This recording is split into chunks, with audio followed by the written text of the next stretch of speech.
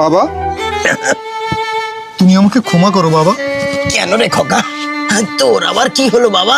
বাবা, তুমি আমাদের সাথে থাকলে তোমার বৌমা আর আমার সঙ্গে সংসার করবে না। খোকা, তুই কষ্ট পাস না বাবা, বল আমাকে কি করতে হবে বাবা? কিছুই করতে হবে না, শুধু দূর হয়ে যাও আমাদের এই সংসার থেকে। বৌমা, ভারতবর্ষ সেদিন স্বাধীন হয়নি। ইংরেজদের অত্যাচারে এই ভারতবাসীর লাল রক্ত মাটি রং করতে ব্যস্ত ছিল। ঠিক সেই সময় নেতাজি সুভাষ এলো, সেই রং মিস্ত্রিদের হাত গুড়িয়ে দিল। তারপর এই ভারতবর্ষ স্বাধীন হলো মা। আমি বলছি বৌমা, একদিন এমন কিছু আসবে, সেদিন আমাদের মতো পরাধীন শ্বশুর তোমাদের মতো বৌমাদের কাছ থেকে স্বাধীনতা পাবে। ঠিক আছে, সে দেখা যাবে। এখন তুমি কেটে পড়ো ওখান থেকে। খোকা, তুই ভালো থাকিস বাবা। বাড়িতে কে আছে? আরে মেম্বার ম্যাডাম, বলুন কি হয়েছে? শোনো, SIR চালু হয়েছে, তোমাদের দুজনের মা বাবার 2002 সালের ভোটার লিস্ট লাগবে। 2002 সালের ভোটার লিস্ট যদি না পাই?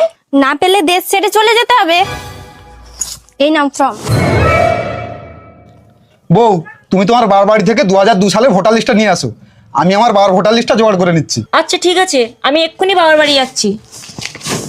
আরে এই বয়সে এতটা পথ কষ্ট করে আসতে গেলেন কেন? আপনার ছেলেকে পাঠালে তো হতো। হ্যাঁ প্রধান ম্যাডাম, কতদিন ছেলেটা আমার কাছে আসেনি, ছেলেটাকে অনেক দিন হলো দেখিনি। এই ভোটার লিস্টের পাল্লায় পড়ে যদি ছেলেটা আমার কাছে আসে, তাহলে প্রাণ ভরে একটু দেখতাম আর কি। আচ্ছা আচ্ছা, এই নাও তোমার ভোটার লিস্ট। বাবা, বাবা,